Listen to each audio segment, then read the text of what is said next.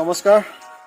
মোলৈ বহুতো যুৱকে ফোন কৰি আছিলোঁ যে কম খৰচত, অতি কম খৰচত মানে যি ফাৰ্ম বা গাহৰিৰ যি গঁৰাল সেইটো বনাব পৰা কিবা মানে ছিষ্টেম আছে নেকি, তেনেকুৱা এটা ফোন কল আহি আছিলে।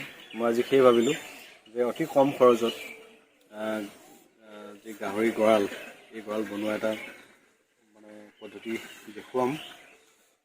কিমান খৰচ হৈছে, আমি ইয়াৰ যিজনে বনাইছে, যিজন মানে ফাৰ্মাৰে বনাই আছে, আমি তেওঁলোকৰ লগতো কথা পাতিম।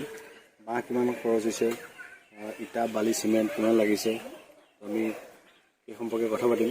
তাৰ আগতে মানে এটা কথাই আমি জনাব বিচাৰিছোঁ যে আমাৰ যিসকল নিবনুৱা আছে, এই নিবনুৱাসকলৰ কি হয় যে মূলধনৰ অভাৱত তেওঁলোকে মানে ধৰক যিটো মূলধন গোটাই, সেই মূলধনটো যদি ফাৰ্ম বনোৱাত খৰচ কৰে বা গঁৰাল বনোৱাত খৰচ কৰে, তেতিয়াহ'লে তেওঁলোকে গাহৰি পোৱালি কিনিব নোৱাৰে, বা পোৱালি কিনিলে তাৰপিছতে কি হয়, দানাৰ বাবে মানে তেওঁলোকৰ কোনো খৰচ পাতি নাথাকে। গতিকে অতি কম খৰচত কেনেকৈ তেওঁলোকে 2টা বা 4টাৰ ভিতৰত পোৱালি ৰখোৱা যিটো গঁৰাল, এই গঁৰালটো বনাব পাৰে বা পাৰিব, আমি সেইটো দেখুৱাব গৈ আছোঁ। ইয়াৰ খৰচ কিমান হৈছে, আমি সেই সম্পৰ্কে কথা পাতোঁ। আছোঁ বন্ধুসকল।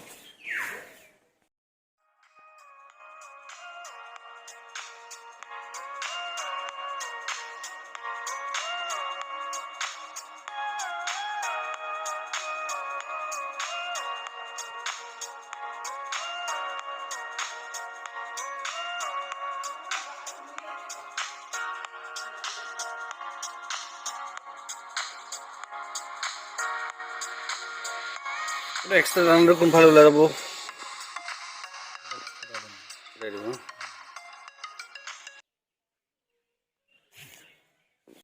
বন্ধুসকল। এই যি নৱনিৰ্মিত ফাৰ্ম, এই ফাৰ্মখনৰ স্বত্বাধিকাৰী আমাৰ লগত আছে। আমি ফাৰ্মখনৰ খৰচৰ বিষয়ে তেখেতক কিছু কথা পাতিম। আছোঁ বন্ধুসকল। এয়া হৈছে সুশীল বৰদলৈ ডাঙৰীয়া, নমস্কাৰ। আপোনাক আমাৰ চেনেললৈ স্বাগতম জনাইছোঁ। আমি জানিব বিচাৰিম, বা আমাৰ যিসকল নতুনকৈ ফাৰ্ম খুলিব বিচৰা মানে ফাৰ্মাৰ আছে, তেওঁলোকক আমি জনাব বিচাৰিম। তেওঁলোকে আমালৈ ফোনো কৰি আছে, মেছেজ কৰিছে যে এখন এনেকুৱা সৰু মানে ফাৰ্ম বা গঁৰাল বনাবৰ কাৰণে কিমান টকাৰ মানে প্ৰয়োজন হয়। আচলতে ময়ো মানে সৰুকৈ আৰম্ভ কৰিম বুলি ভাবিছোঁ, আৰু গতিকে কম খৰচতে বনোৱাৰ চিন্তা কৰিছোঁ। প্ৰথমে মই 3টামান পোৱালি ৰাখিব পৰাকৈ এইটো বাঁহ আৰু মানে টাকাৰ দি বনাইছোঁ। ইয়াতে মই গঁৰালটো অলপ ডাঙৰ কৰিব লাগিছিল, যদি কিবা অসুবিধাৰ কাৰণে কৰিব পৰা নাই। বৰ্তমান 6x10 মানে গঁৰাল বনালোঁ।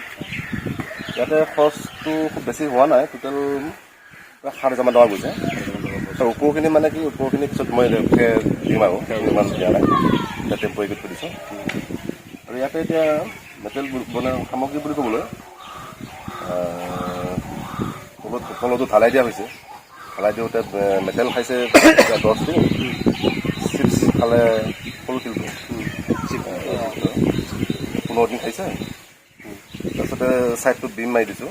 ছাইডটোত বিমত মানে এইটো তিনিডাল অদিত হৈ গৈছে আৰু কইলখিনি তাৰ জোখাই হৈছে আনিব হোৱা হৈছে আৰু মানে কি হয় কইলখিনি কিমান প্ৰয়োজন হয় এইটো চবেই অঁ বাঁহটো খৰচ হৈছে। চিমেণ্ট 3 বেগ কৰিছে ইমানেই আৰু এই মানে আহাৰ খাবৰ কাৰণে যিহেতু ইটা বেছি নাই আৰু 5-6মান ইটা খাইছে।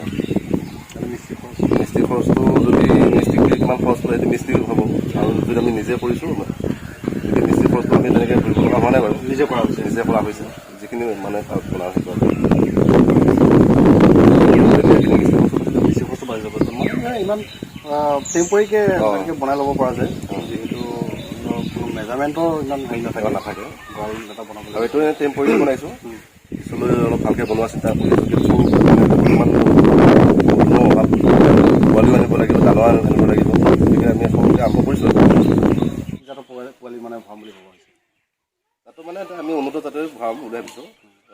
য়কচাৰ পোৱালি অলৰেডি ফাৰ্মত চাই আহিছোঁ এতিয়া আনিব পৰা হোৱা নাই আৰু 1 মাহৰ পিছত পানী পোৱালিকেইটা দিব বাকী আছে ডাঙৰ হোৱা নাই য়কচাৰে ভৰাম বুলি ভাবিছোঁ। পিছৰফালে আৰু কি হয় নাজানো।